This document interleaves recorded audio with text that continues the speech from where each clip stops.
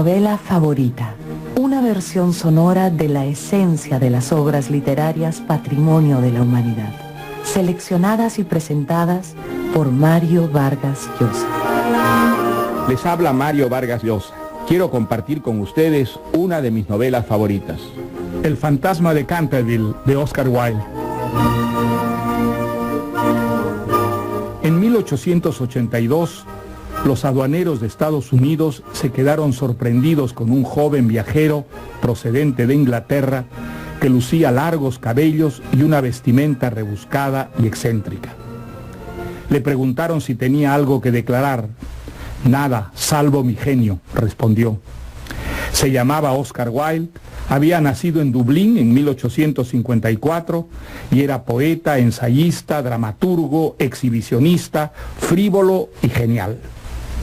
Pese a su juventud, se había hecho ya famoso en su tierra natal, Irlanda, y en Inglaterra, por sus posturas decadentes, la brillantez de su ingenio, la rapidez de sus respuestas y su frenética predisposición a sorprender, provocar y ser el centro de la atención. Oscar Wilde demostró precozmente que la frivolidad y la pose no están reñidas con el talento y la originalidad. Desde sus primeros escritos mostró una rica imaginación y un dominio notable de la lengua inglesa, que en sus obras de teatro y en sus poemas se volvía incisiva a la vez que brillante, ingeniosa y sorprendente. En 1895, cuando tenía 41 años, este encumbrado bufón de los salones literarios ingleses sufrió un revés que haría de él un personaje trágico. Acusado de homosexualismo, interpuso una demanda por calumnias que paradójicamente lo sentó a él en el banquillo de los acusados. Fue condenado a 2 años de cárcel como pervertido. Nunca se recuperó del todo de aquella experiencia que documentó en un hermoso poema, La balada de la cárcel de Reading. Al salir de prisión, Oscar Wilde partió a París, donde pasaría los últimos 5 años de su vida.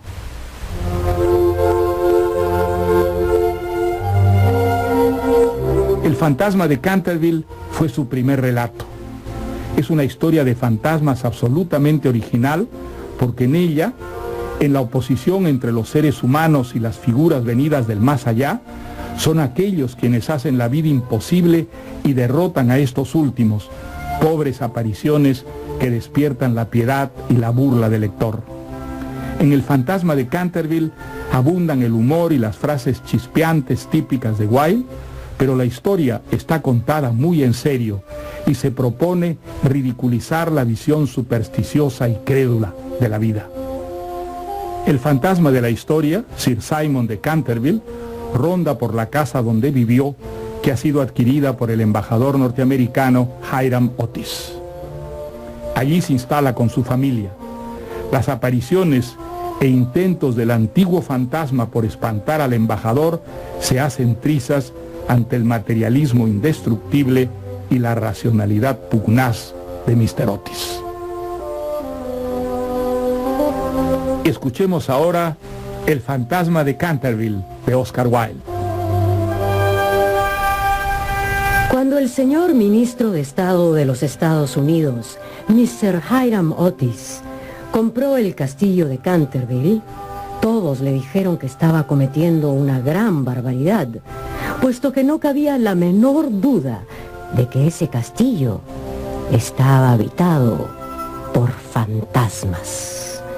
El honorabilísimo Lord Canterville, al momento de venderle la propiedad, se creyó en el deber de advertírselo. Incluso nosotros, Mr. Otis, nos hemos abstenido de vivir allí desde la época de mi tía abuela, la honorable duquesa de Bolton. Mire usted que una noche, 2 manos de esqueleto se posaron sobre sus hombros mientras se vestía para cenar.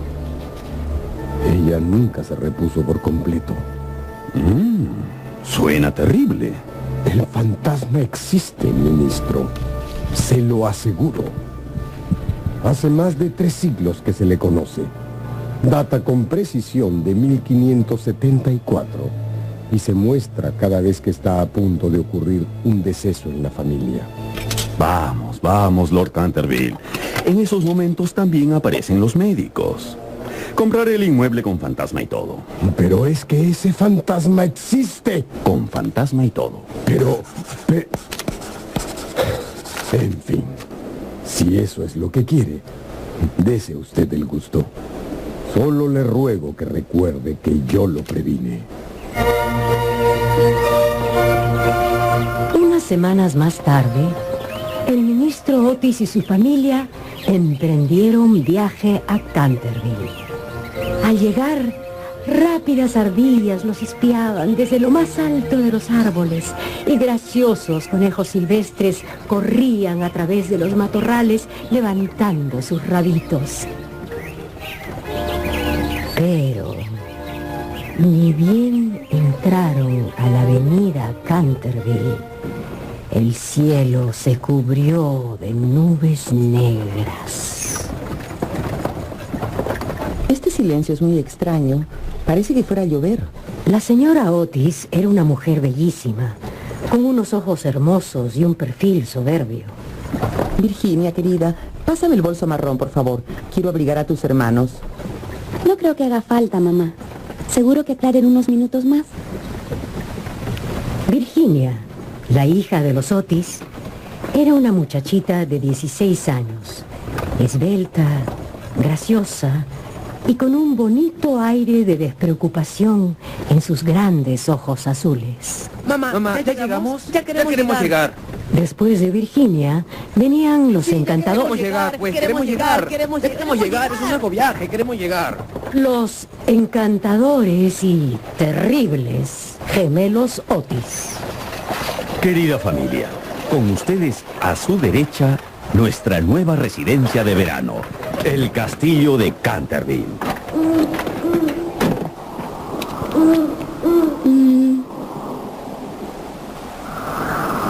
¿No les parece un poquito lúgubre? ¿Lúgubre?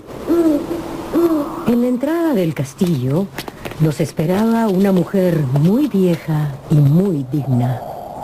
Era la señora Amney, el ama de llaves. Estimada familia Otis, sean ustedes muy bienvenidos al castillo de Canterville. Hizo una profunda reverencia. Por favor, acompáñenme. Los Otis atravesaron un hermoso vestíbulo estilo Tudor y llegaron a la biblioteca. Era un salón muy espacioso que terminaba en un amplio y fino ventanal con bellos vitrales de colores. Precioso. Este castillo es simplemente... ¿Y eso?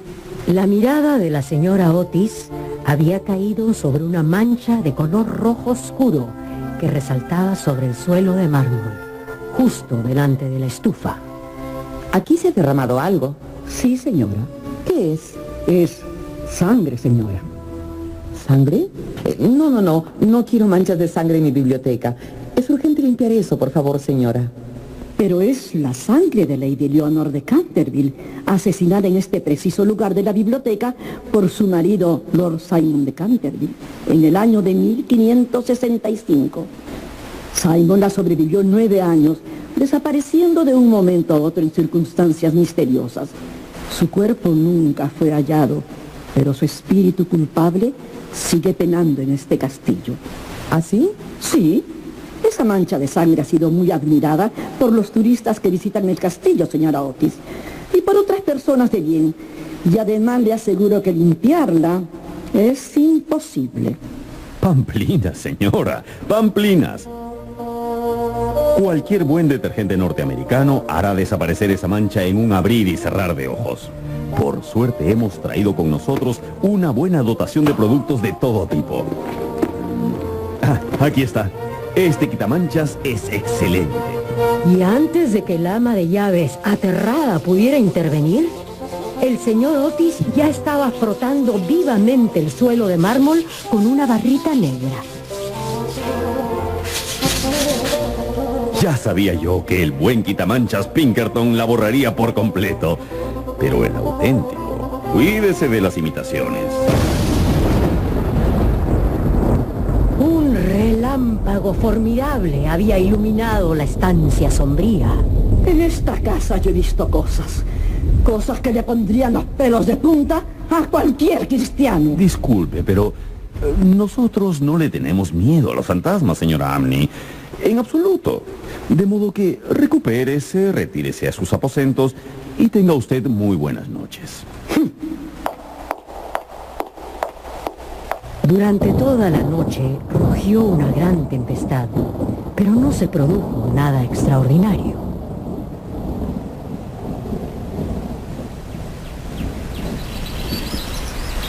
Y al día siguiente, mientras la familia Otis desayunaba... ¡Mamá!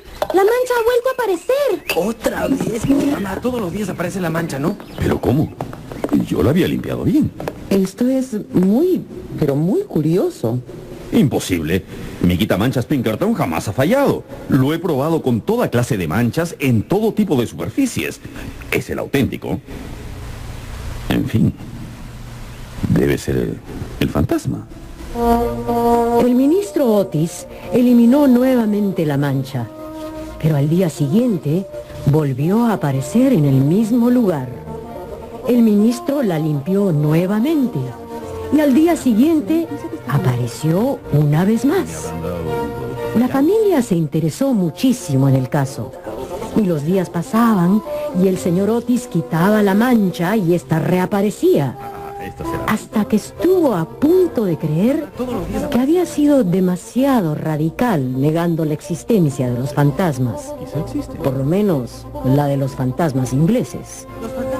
Por su parte, la señora Otis expresó su intención de afiliarse a la Sociedad Parapsicológica Inglesa. ¡Qué interesante! Una noche cualquiera, a la hora de la cena, la familia se encontró, como siempre, hablando de los típicos temas de conversación de los norteamericanos cultos de clase alta, como por ejemplo la superioridad de una actriz sobre alguna otra. Más expresiva que ella. No lo sé. Creo que estoy en desacuerdo, madre. A mí me parece que... La dificultad para encontrar maíz verde y galletas de trigo, incluso en las mejores casas inglesas. Ni un poquito, mamá. Queremos las de la casa. Queremos las de la casa. Queridos míos, hago lo posible, pero francamente... Y la dulzura del acento neoyorquino comparado con el dejo londinense. Ni buenas galletas. Y ese acento insoportable. Para nada se abordó el tema de lo sobrenatural, ni se hizo la menor alusión al fantasma de Lord Simon de Canterville.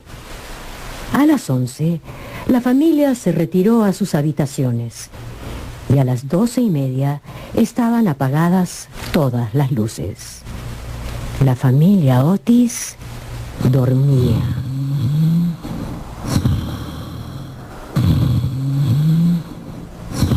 Cuando de pronto...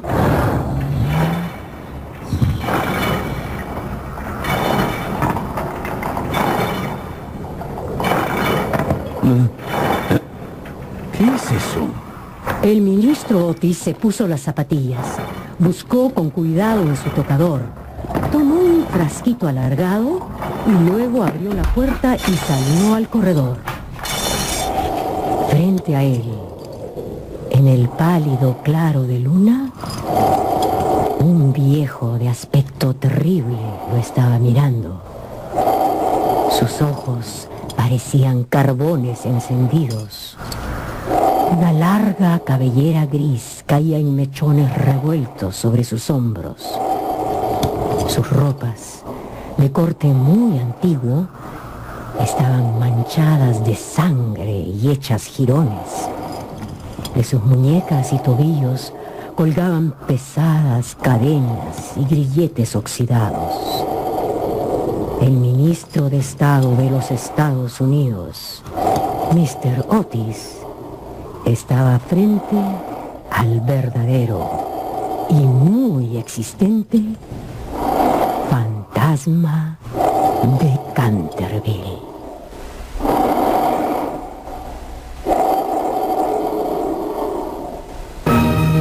Estamos escuchando El fantasma de Canterville de Oscar Wilde. Y sigamos ahora con la sorprendente historia del fantasma de Canterville de Oscar Wilde. Era medianoche y el ministro Otis se encontraba en medio del corredor frente al mismísimo fantasma de Canterville.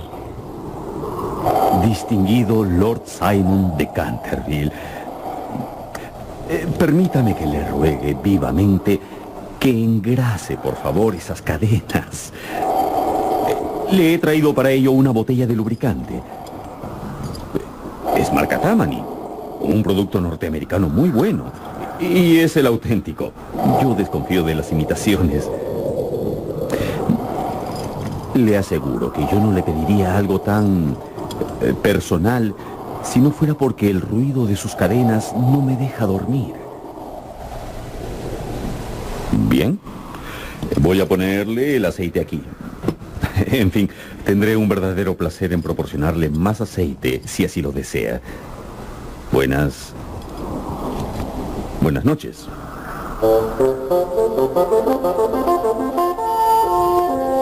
Dicho esto, el ministro de los Estados Unidos entró a su cuarto, cerró la puerta y se volvió a meter a la cama.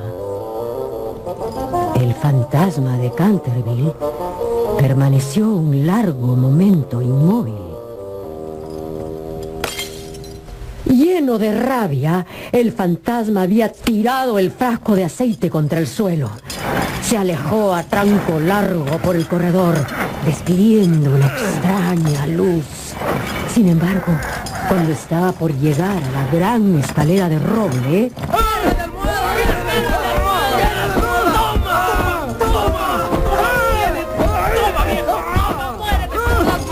dos voluminosas almohadas se estrellaron 1, 2, 3, muchas veces sobre la cabeza del fantasma de Lord Simon de Canterville. Como no podía defenderse y no había tiempo que perder, rápidamente usó como medio de fuga la cuarta dimensión del espacio y simplemente... ¿Ah? ¿Dónde está? ¿Dónde está? ¿Dónde está? Se desvaneció. En un cuarto secreto del inmenso castillo, el fantasma se sentó en su viejo sillón. Jamás en toda mi brillante carrera de 300 años he sido tan groseramente injuriado.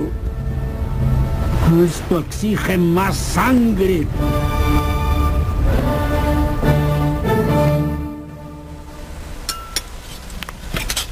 Cuando al mediodía siguiente el almuerzo reunió a la familia Otis, por fin se discutió extensamente el tema del fantasma, pues ya nadie dudaba de su existencia. Yo no quisiera en modo alguno agraviar al fantasma. Pero si el señor fantasma se empeña en no hacer uso del auténtico aceite que puse a su alcance, pues nos veremos precisados a quitarle las cadenas. Por suerte, todo el resto de la semana el fantasma de Canterville no se hizo sentir. Lo único que llamó la atención de la familia Otis fue la continua reaparición de la mancha de sangre sobre el mármol de la biblioteca. Era algo muy curioso. Algunas mañanas la mancha era de color rojo oscuro, casi violáceo. Otras mañanas amanecía vermellón. Luego apareció de un púrpura espléndido. Y unos días después, cosa muy curiosa, la mancha de sangre lució de un hermoso verde esmeralda. Estos cambios caleidoscópicos divertían en grande a la familia y hasta comenzaron a hacerse apuestas. Que mañana amanece azul. Lo mismo a que aparece amarilla. Solo la joven Virginia no tomaba parte en esas bromas. Ella siempre quedaba impresionada ante cada nueva mancha. Y la mañana en que apareció verde... ¡No! ¡Verde, no! El siguiente domingo por la noche, el fantasma hizo su segunda aparición física. Los señores Otis estaban en la sala del castillo. Disculpa, querido, ¿ese señor de allí no es el fantasma? Sentado en la biblioteca, en un sillón de alto respaldo, el fantasma de Canterville se restregaba las rodillas con una expresión de agudo dolor en el rostro. Voy a ver qué le pasa. Me temo que está usted indispuesto, milord de Canterville. Tome usted. Es un buen remedio. Si se trata de una indigestión, esto le sentará muy bien. Y si se trata de un resfrío... El fantasma miraba a la señora Otis con ojos llameantes de furor. ¡Ahí está el fantasma! ¡El fantasma! ¡Trae las almohadas! Profundamente desalentado y sin ánimo para enfrentar otra guerra de almohadas, Lord Simon de Canterville se contentó con volverse un poquito fosforescente para luego simplemente desaparecer. Esto no puede ser. Es una vergüenza. Pese a todo, decidió intentarlo por tercera vez. No estoy en forma, por supuesto. Pero voy a aterrorizar a esta familia por lo menos una vez. Una vez nada más y eso bastará para hacerlos morir del susto. Tienen que morir del susto. Iré sigilosamente a la habitación del ministro.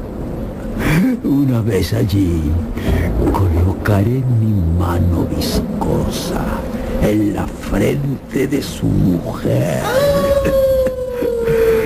mientras a él le susurro al oído los secretos terribles de la muerte. Tamaso Mayutil Jamaya. Maridio Manditan a los gemelos. A esos sí que les daré una lección. Lo primero que haré será sentarme sobre sus pechos para producirles una insoportable sensación de pesadilla.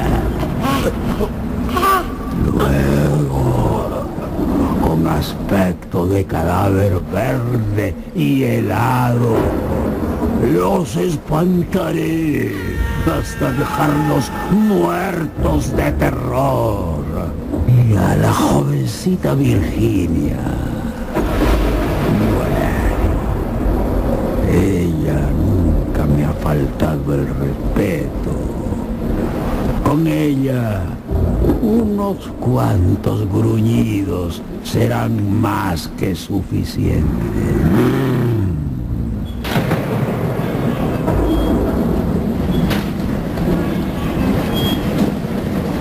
El fantasma de Canterville eligió para su reaparición el viernes 17 de agosto. El viento era tan fuerte que sacudía y cerraba violentamente las puertas y ventanas del vetusto castillo.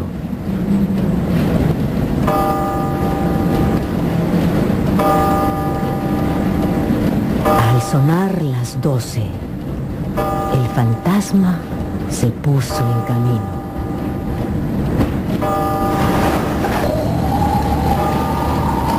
La familia Otis dormía, sin sospechar la suerte que le esperaba. El fantasma de Canterville comprendió que el momento había llegado, cuando de pronto el fantasma retrocedió paso a paso, escondiendo su cara lívida entre sus largas y huesudas manos. Frente a él estaba parado un horrible espectro, una aparición terrible, tan quieta como una estatua, tan monstruosa como la pesadilla de un orate. La cabeza de aquel espectro Era calva y reluciente.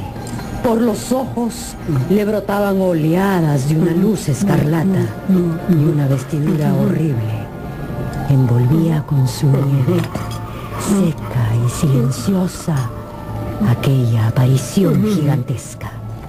Y sobre el pecho llevaba colgado un cartel con una inscripción en caracteres extraños y muy antiguos. No. Regresó a todo correr a su habitación, donde acabó desplomándose sobre su catre, tapándose la cabeza con las sábanas. Pero poco a poco fue pasando el susto.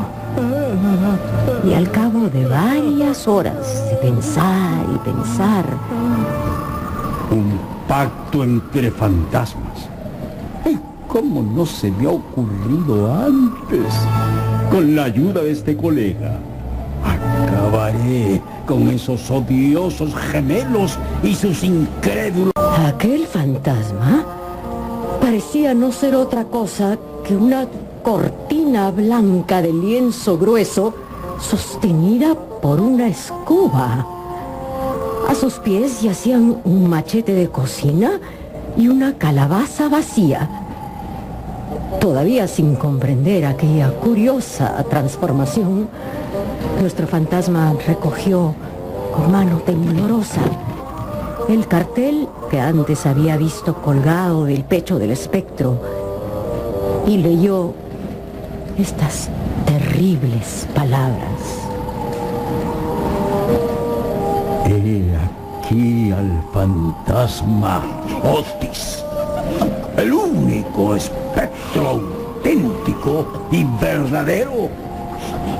Desconfíen de las imitaciones.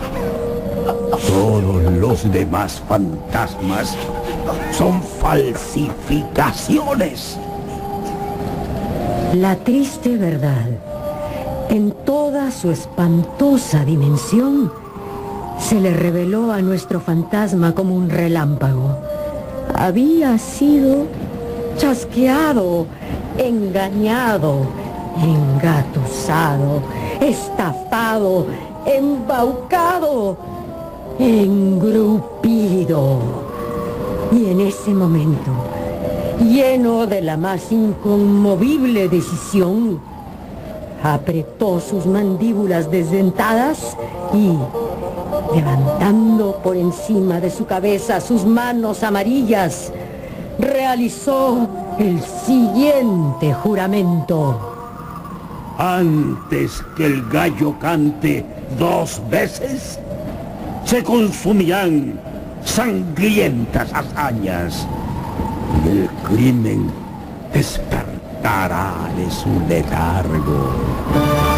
En esta casa tendrá lugar la peor de todas las venganzas.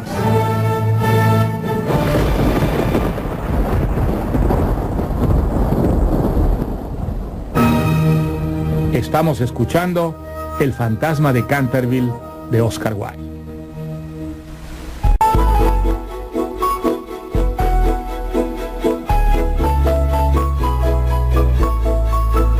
El teatro...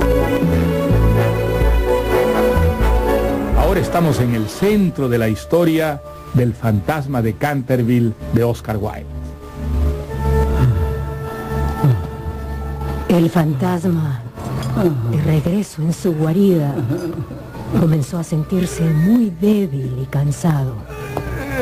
Todo el día siguiente se sintió igual. No salió de su habitación en 5 días.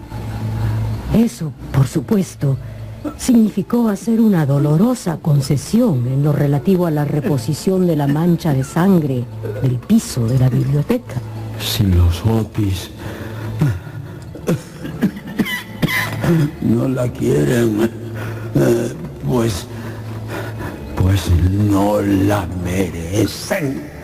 Por ese entonces, lo único que el fantasma cumplió como deber ineludible fue mostrarse en el corredor una vez por semana, los sábados, y oír murmurar incoherencias por la gran ventana ojival del segundo piso el primero y el tercer miércoles de cada mes. Eso era lo menos que podía hacer, ¿no? Así pues, los 3 sábados siguientes atravesó el corredor, como de costumbre, entre las 12 de la noche y las 3 de la madrugada. Pero ahora, tomando todas las precauciones posibles para no ser visto ni oído.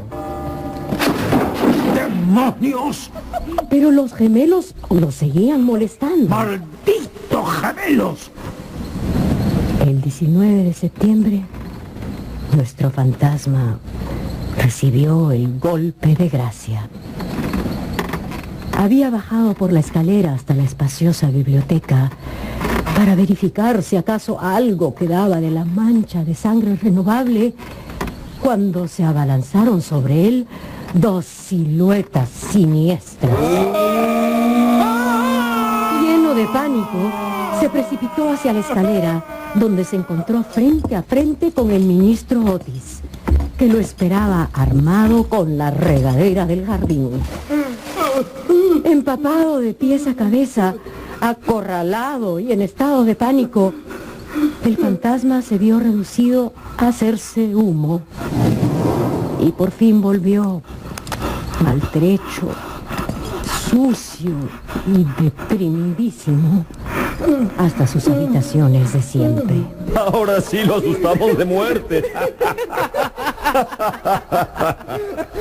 Desde aquella noche, los Otis no volvieron a ver al fantasma de Canterville. Los gemelos se quedaron muchas veces al acecho para sorprenderlo. Pusieron 1000 trampas y tretas para encontrarlo. Pero todo fue inútil. Unos días más tarde, después de haber despedido al duque Cecil, un simpático noblecito inglés que la estaba cortejando, la joven Virginia decidió pasear por los corredores del castillo para observar los cuadros que adornaban las paredes. Cuando llegó al salón llamado el Salón de los Tapices, creyó ver a alguien adentro.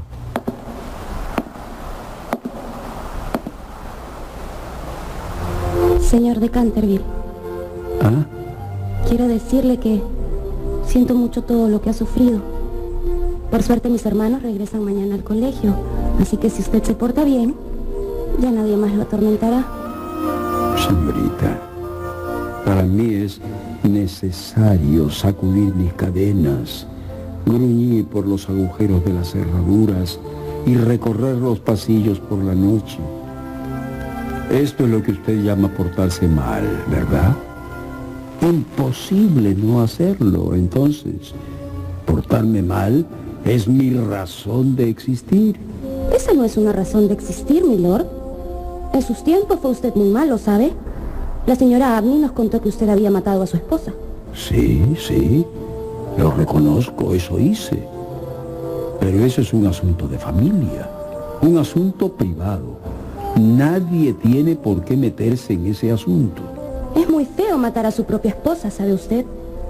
Ah, cómo odio la barata severidad de la ética abstracta. Mi mujer era feísima. No me hacía planchar bien los puyos de las camisas y no sabía nada de cocina. Mire usted que un día yo había casado un soberbio siervo, un hermoso macho de 2 años. Pues no puede usted imaginarse cómo lo sirvió. Pero en fin, dejemos eso. Es un asunto liquidado y absolutamente personal. Además, no encuentro nada bien que los hermanos de mi esposa me encerraran allí a morir de hambre. ¿Morirse de hambre? Oh, señor fantasma. Lord Simon, quiero decir. ¿Tiene usted hambre? Le preparo un sándwich. No, gracias. En mi estado uno ya no come. Pero igual el gesto es amabilísimo de su parte. Es usted bastante más atenta que el resto de su horrible, arisca, ordinaria y tramposa familia. Un momentito, Lord Simon. El arisco, horrible y ordinario, es usted. Y en cuanto a trampas y deshonestidades, bien sabe usted que se ha venido robando los colores de mi caja de pinturas para restaurar esa ridícula mancha de sangre.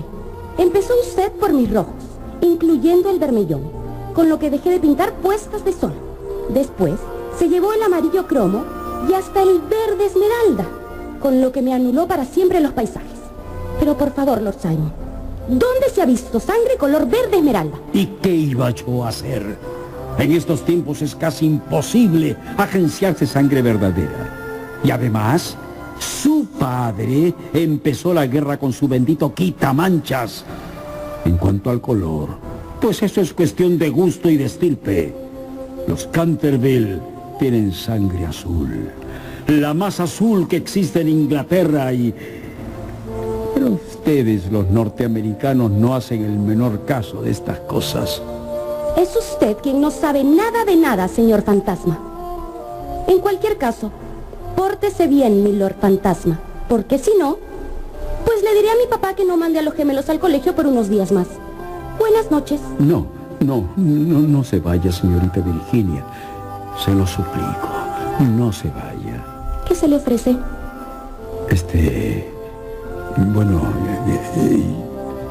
Estoy tan solo y soy tan infeliz que no sé qué hacer. Quisiera dormir y no puedo. ¿No tiene usted más que meterse a la cama y apagar la luz? Imposible, señorita. Hace 300 años que no duermo. Usted no sabe lo cansado que estoy. Pobrecito. Pero no existe ningún lugar donde pueda usted dormir. Allá lejos, pasando el pinar, hay un jardín. No sé si usted lo conoce. Ah, ese jardín que llaman el Jardín de la Muerte. Pero en realidad es solo un... Camposanto, sí. Pero debe ser hermoso. Muy hermoso descansar en la blanda tierra oscura, mientras las plantas de cicuta se balancean encima de nuestras cabezas. Escuchar el silencio, ese infinito silencio. Ya no tener ni un ayer, ni un mañana. Olvidarse del tiempo y de la vida. Morar en paz para siempre. Dios mío. Usted puede ayudarme, puede abrirme de par en par las puertas de la muerte, porque el amor la acompaña siempre. Virginia comenzó a temblar. Un estremecimiento helado recorría todo su ser. ¿Ha leído usted la antigua profecía que aparece en el vitral de la biblioteca? Sí, muchas veces. Cuando una joven blonda logra hacer por fin surgir una oración del corazón del asesino por morir, cuando el almendro estéril sea fértil y dé fruto, cuando en una joven bella brote el llanto por el vil, entonces volverá la dulce paz a Canterville. Pero, ¿qué significa? Que usted deberá llorar conmigo por mis pecados, porque yo no tengo lágrimas, y que tendrá que rezar conmigo por mi alma, porque yo no tengo fe. Y entonces, si acaso ha sido usted siempre dulce, buena y cariñosa, el ángel de la muerte se habrá de apoderar de mí, para que yo pueda al fin morir. Por Dios. En el camino verá usted seres terribles en las tinieblas, y voces funestas murmurarán en sus oídos, pero no podrán hacerle ningún daño, porque contra la pureza de una niña, las potencias infernales no tienen ningún poder. Virginia no contestó. El fantasma se frotaba las manos con desesperación, sin dejar de observar la rubia cabeza inclinada de la bella joven. Y de pronto, ella se irguió. muy pálida y muy decidida. Tenía un fulgor en los ojos. Ya no tengo miedo. Rogaré al ángel de la muerte que se apiade de usted. Eso haré. Entonces el fantasma se levantó de su asiento y, lanzando un débil grito de alegría, tomó la blonda cabeza de Virginia entre sus manos. Y con una gentileza que recordaba tiempos antiguos, la besó en la frente. Sus dedos estaban fríos como el hielo y sus labios abrasaban como el fuego. Virginia no sabía qué le esperaba, pero no flaqueó ni sintió miedo y se puso en camino, guiada por la mano del fantasma.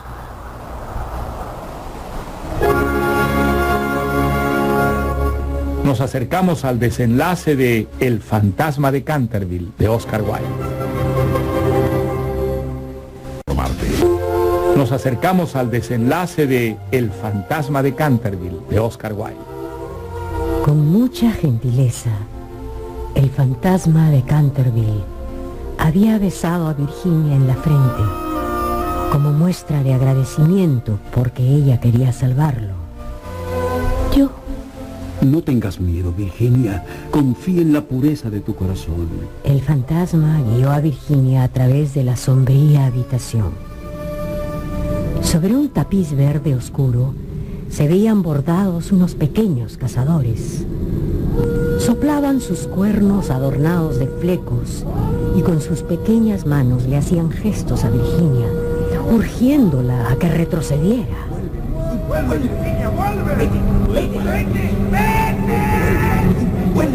Pero el fantasma le apretaba la mano con más fuerza, guiándola hacia una pared vacía. Cierra los ojos, Virginia, ciérralos. Horribles animales con colas de lagarto y ojazos saltones parpadearon maliciosamente desde los antiguos adornos en relieve de las esquinas de la chimenea, mientras susurraban. ¡No vayas con él!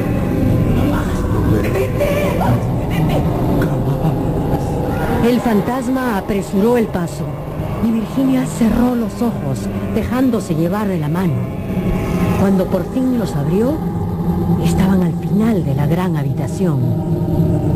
Virginia vio disiparse la pared muy lentamente, como si fuera una neblina, y vio abrirse una negra, negrísima caverna.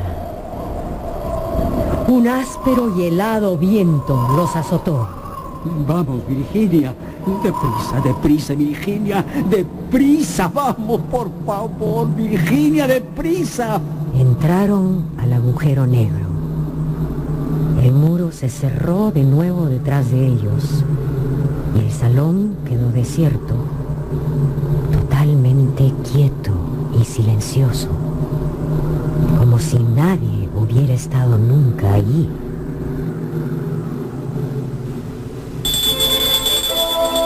Unos minutos después, sonó la campana para el té de las 5 y Virginia no bajó. La señora Otis envió a uno de los criados a buscarla. Por favor, avísale que el té ya está servido. Como la muchacha tenía la costumbre de ir todas las tardes al jardín a recoger flores para la cena, la señora Otis no se inquietó en lo más mínimo. Pero sonaron las 6 y Virginia no aparecía. Entonces su madre se sintió seriamente intranquila y envió a los gemelos en su búsqueda, mientras ella y su marido recorrían todas las habitaciones de la casa. No está, mamá. No está por ninguna parte, mamá. ¿Dónde puede estar? ¿Ya vieron los jardines de hortensias? No está, mamá. No está, papá. ¿No la han visto? ¿Ya buscaron en la caballeriza? Tampoco está en el pueblo, señor Otis. Sí, sí. ¿Por qué no nos ha dicho nada? Ay, Dios mío. ¿Por qué no avisó dónde iría? Puede haberle pasado. ¿Y si algo malo ha sucedido? El ministro Otis, el duque Cecil y el personal del castillo salieron a buscarla. Caminaron durante horas. ¿Y la encontraron? No, querida. No está. La pobre señora estaba recostada sobre un sofá de la biblioteca, mientras la vieja ama de llaves le humedecía la frente con agua de colonia. La cena fue tristísima. Hasta los gemelos estaban consternados, pues querían mucho a su hermana. El ministro Otis había dado aviso a Scotland Yard y al día siguiente vendrían detectives a buscarla. ¿Crees que la pueden encontrar, papá? Sí, hijos. La vamos a encontrar. Y ahora a la cama, ¿sí? Pero en el preciso momento en que salían del comedor, un trueno formidable estremeció la casa. Un cuadro se descolgó bruscamente en lo más alto de la escalera. Y desde allí, muy pálida, casi blanca, emergió Virginia. Traía un cofrecito entre las manos. Hija mía. La señora Otis la estrechó contra su pecho y los gemelos ejecutaron una danza de guerra de indios salvajes. El apuesto duque Cecil, que había ayudado en la intensa búsqueda, le dijo: Tu padre y yo hemos registrado toda la comarca en busca tuya. Y tu madre ha estado a punto de morirse de espanto, querida. ¿Dónde estuviste, hija? ¿Estás bien? Estaba con el fantasma, papá. ¿Qué dices? Lord Canterville ha muerto. Es necesario que vayan a verlo. En vida fue muy malo, pero se arrepintió sinceramente de todo lo que había hecho. Antes de morir me dio este cofrecito. Contiene unas joyas muy lindas. Todos contemplaban a Virginia, mudos y aterrados por su aire solemne y serio. Enseguida ella, dando media vuelta, los guió a través del agujero de la pared del salón de los tapices. No tengan miedo, por aquí. Todos bajaron por un túnel extraño hasta alcanzar un corredor secreto. Esto es escalofriante. Por fin llegaron a una gran puerta de roble erizada de fuertes clavos. Virginia la tocó y la puerta giró sobre sí misma. Entraron a una habitación estrecha y baja, de techo abovedado y con una pequeña ventana. Vieron una gran argolla de hierro empotrada en el muro, a la cual estaba encadenado un largo esqueleto que yacía extendido sobre las baldosas. Mamá, ¿es el cuerpo del fantasma? ¿El fantasma? ¿Es él? El esqueleto parecía estar estirando sus dedos hacia un plato y un cántaro que estaban sobre el suelo, fuera de su alcance.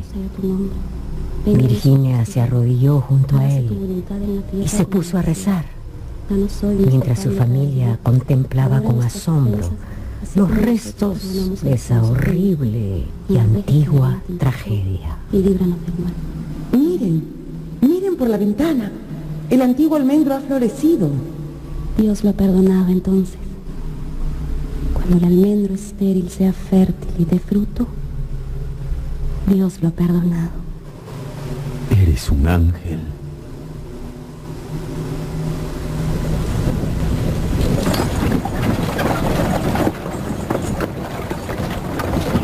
Cuatro días después de estos sucesos, a eso de las 11 de la noche, partió un cortejo fúnebre del castillo de Canterville.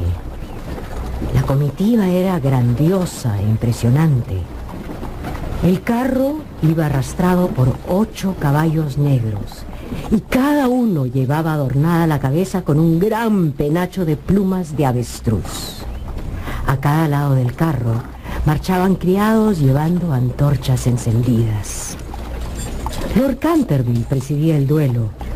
Había venido de Gales para asistir al entierro de su antepasado y ocupaba el primer coche.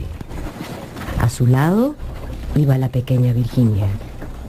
En el siguiente coche estaban el ministro Otis y su esposa junto a los 2 gemelos. En el último coche viajaba la señora Amney. Después de todo, luego de haber sido atemorizada por el fantasma durante más de 50 años, la vieja señora tenía derecho de verlo desaparecer para siempre. La mañana siguiente, antes de partir de regreso a la ciudad, Lord Canterville se le acercó al ministro y le dijo: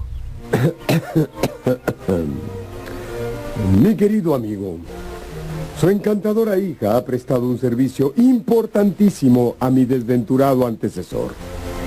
Mi familia y yo le estamos muy reconocidos por su maravilloso valor. Gracias, muchas gracias. Pocos meses después, Virginia comenzó a enamorarse del duque Cecil, quien era, por cierto, un joven muy apuesto y muy bueno. Al poco tiempo, finalmente se casaron.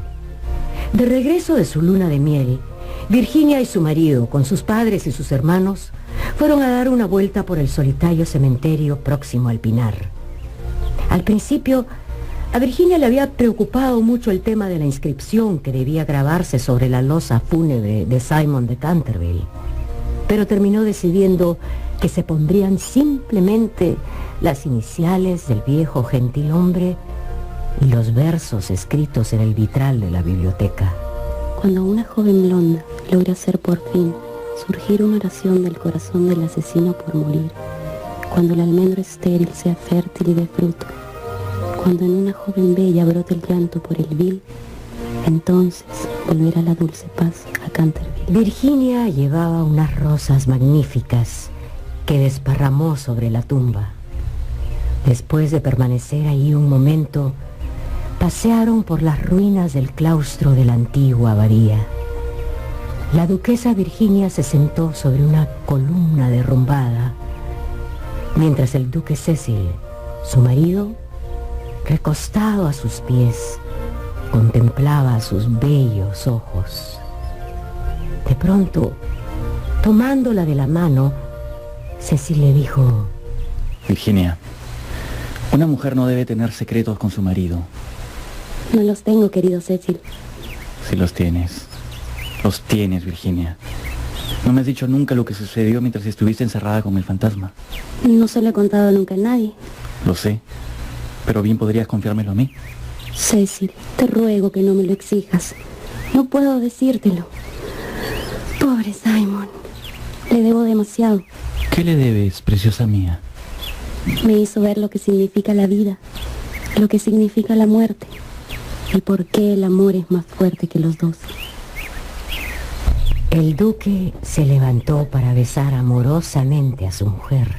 Puedes ser dueña de tu secreto para siempre, Virginia, mientras yo sea el dueño de tu corazón. Siempre fue tuyo. Pero, ¿se lo contarás algún día a nuestros hijos? ¿Nuestros hijos? Sí, nuestros hijos, mi adorada. Y en ese momento, Virginia se ruborizó.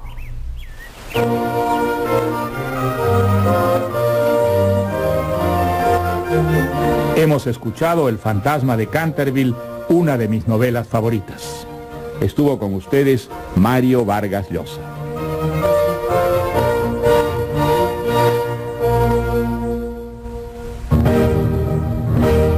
Mi novela favorita, la esencia de las más grandes obras literarias de la humanidad, seleccionadas y presentadas por Mario Vargas Llosa. Con Berta Pancorbo, Carlos Gasols y Claudia Berninson. Adaptación de Cynthia Mackenzie. Dirección general, Alonso Alegría. Es una producción del grupo RPP del Perú. Gracias a Pontificia Universidad Católica del Perú.